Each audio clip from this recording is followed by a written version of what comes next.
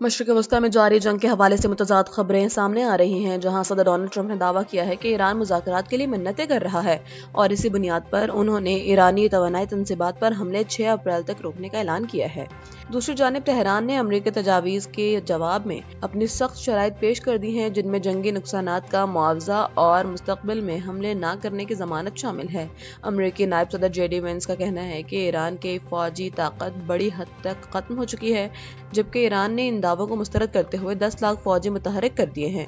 پاکستان کی کامیاب ثالثی کے باعث اسرائیل نے چند ایرانی رہنماؤں کے نام ہدف کی فہرست نکال دیے ہیں، تاہم زمینی کارروائی کا خطرہ اب بھی برقرار ہے۔ پاکستان کے کلیدی ثالثی کردار کے بعد مشرق وسطی میں جنگ کی بڑی پیش رفت سامنے آئی ہے، جہاں صدر ڈونلڈ ٹرمپ نے ایرانی پاور پلانٹ پر حملے 6 اپریل تک ملتوی کرنے کا اعلان کر دیا ہے۔ صدر ٹرمپ نے انکشاف کیا ہے کہ ایران نے خیر سگالی کے طور پر پاکستان کا جھنڈا لگے 10 آئل ٹینکرز کو آبنائے ہرمز سے گزرنے کا تحفہ دیا ہے۔ امریکی ایلچی اسٹیوٹ کوف نے تصدیق کی ہے کہ پاکستان کے ذریعے ایران کو 15 نکاتی ایکشن لسٹ فراہم کی گئی ہے، جس پر تہران نے اپنا جواب جمع کرا دیا ہے۔ اگرچہ ایرانی وزیر خارجہ عباس اراغچی نے تاحال باضابطہ مذاکرات کی تردید کی ہے، لیکن امریکی حکام نے اسے فیصلہ کن موڑ قرار دے رہے ہیں۔ دوسری جانب یمن میں حوثیوں نے جنگ میں کودنے کی دھمکی دی ہے، جبکہ ٹرمپ نے برطانوی لڑاکا طیاروں کو کھلونے قرار دے کر نیٹو پر بھی کڑی تنقید کی ہے۔ ایران کے مختلف شہروں میں امریکہ اور اسرائیل کے فضائی حملے جاری ہیں، جن میں تہران اور قم کو نشانہ بنایا گیا ہے۔ ایرانی میڈیا کے مطابق شہر قم میں رہائشی مکانات پر بمباری کے نتیجے میں 6 افراد شہید ہوئے ہیں، جبکہ تہران میں متعدد عمارتیں ملبے کا ڈھیر بن گئی ہیں، جہاں امدادی کارروائیاں جاری ہیں۔ انتہائی تشویشناک صورتحال تہران میں پاکستانی سفارت خانے اور پاکستانی سفیر مدثر ٹیپو کی رہائش گاہ کے قریب دیکھی گئی ہے، جہاں قریبی فوجی مراکز کو نشانہ بناتے ہوئے شدید بمباری کی گئی ہے۔ سفارتی ذرائع کے مطابق پاکستانی سفیر اور عملہ فی الحال محفوظ ہیں، تاہم حملوں کی شدت سے قریبی عمارتوں کو نقصان پہنچا ہے۔ ہلال احمر نے ملبے تلے دبے افراد کی تلاش کے لیے بڑے پیمانے پر ریسکیو آپریشن شروع کر دیا ہے۔ پاکستان اسٹاک ایکسچینج میں آج بھی کاروبار کے دوران مسلسل منفی رجحان دیکھا جا رہا ہے، جس کے باعث سرمایہ کاروں میں تشویش کی لہر دوڑ گئی ہے۔ 100 انڈیکس میں ایک موقع پر 1379 پوائنٹس کی بڑی کمی دیکھی گئی ہے، جس سے انڈیکس 1,51,528 کی سطح پر آ گیا ہے۔ آج کے سیشن میں مارٹ 1,51,457 کی کم ترین سطح تک بھی گری، جبکہ گزشتہ روز کاروبار کا اختتام 1,52,907 پوائنٹس پر ہوا۔ معاشی ماہرین اس گراوٹ کو خطے کی موجودہ سیاسی اور عسکری صورتحال اور پیٹرولیم مصنوعات کی قیمتوں میں غیر یقینی صورتحال کا نتیجہ قرار دے رہے ہیں۔ ترجمان دفتر خارجہ طاہر حسین اندرابی نے اعلان کیا ہے کہ افغانستان میں موجود دہشت گردوں کے ٹھکانوں پر پاکستانی فورسز کا آپریشن دوبارہ شروع کر دیا گیا ہے۔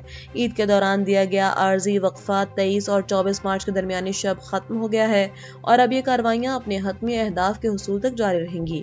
ترجمان نے واضح کیا ہے کہ پاکستان نے 2021 سے 2025 تک امن کے تمام سفارتی راستے آزمائے اور اعلیٰ سطح کے رابطوں کے ذریعے افغان عبوری حکومت کے خدشات بھی دور کیے، لیکن تحریک طالبان پاکستان کے خلاف کوئی ٹھوس پیش رفت نہ ہو سکی۔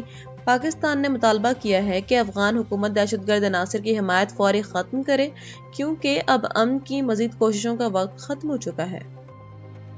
امریکی صدر ڈونلڈ ٹرمپ نے ایران کے ساتھ فوری سمجھوتہ نہ ہونے کا اشارہ دیتے ہوئے خبردار کیا ہے کہ اگر تہران جوہری عزائم سے دستبردار نہ ہوا تو اسے بے رحمانہ حملوں کا سامنا کرنا پڑے گا۔ صدر ٹرمپ نے دعویٰ کیا ہے کہ امریکی کارروائیوں نے ایرانی فضائیہ، بحریہ اور ریڈار سسٹم کو مفلوج کر دیا ہے، تاہم انہوں نے آبنائے ہرمز کھولنے کی ڈیڈ لائن میں لچک کا اشارہ بھی دیا ہے۔ دوسری جانب امریکی نمائندہ خصوصی اسٹیوٹ کوف پرامید ہیں کہ ایران 15 نکاتی تجاویز پر غور کر رہا ہے۔ صدر ٹرمپ نے ایران کی تیل سپلائی پر قبضے کا آپشن بھی زیر غور رکھا ہے، جبکہ نیٹو اور جرمنی کو تنقید کا نشانہ بناتے ہوئے واضح کیا ہے کہ اگر وہ ایران جنگ میں ساتھ نہیں دیتے تو یوکرین کی جنگ بھی امریکہ کی ترجیح نہیں رہے گی۔ متحدہ عرب امارات نے ایران کے ساتھ جاری کشیدگی پر اپنا سخت ترین موقف اپناتے ہوئے واضح کیا ہے کہ اب محض عارضی جنگ بندی کافی نہیں، بلکہ خطے کے مسائل کا ایک جامع اور پائیدار حل درکار ہے۔ اماراتی سفیر یوسف العتیبہ کے مطابق یو اے ای کو ایرانی میزائلوں، ڈرونز اور آبنائے ہرمز کی بندش کے خطرات کا مستقل خاتمہ چاہیے۔ اسی سلسلے میں اماراتی وزیر پیٹرولیم سلطان احمد الجابر نے واشنگٹن کا ہنگامی دورہ کر کے امریکی نائب صدر جے ڈی وینس سے ملاقات کی اماراتی صدر کے مشیر انور قرقاش نے بھی دو ٹوک الفاظ میں کہا ہے کہ ایرانی حملوں کو کسی صورت نظر انداز نہیں کیا جائے گا۔ اماراتی قیادت اس وقت امریکی حکام کے ساتھ مسلسل رابطے میں ہے تاکہ ایرانی خطرات کا سدباب کیا جا سکے۔ اور پاکستان سپر لیگ کے 11ویں ایڈیشن کا آغاز دفاعی چیمپئن لاہور قلندرز کی شاندار فتح کے ساتھ ہو گیا ہے۔ قذافی اسٹیڈیم میں کھیلے گئے افتتاحی میچ میں قلندرز نے نئی ٹیم حیدرآباد کنگز مین کو 69 رنز کے بھاری مارجن سے شکست دے دی ہے۔ پہلے بیٹنگ کرتے ہوئے لاہور نے فخر زمان کے 53 اور حسیب اللہ کے ناقابل شکست 40 رنز کی بدولت 199 رنز کا بڑا ہدف سیٹ کیا۔ جواب میں حیدرآباد کی ٹیم لاہور کی تباہ کن بالنگ کے سامنے ریت کی دیوار ثابت ہوئی اور پوری ٹیم محض 130 رنز پر ڈھیر ہو گئی۔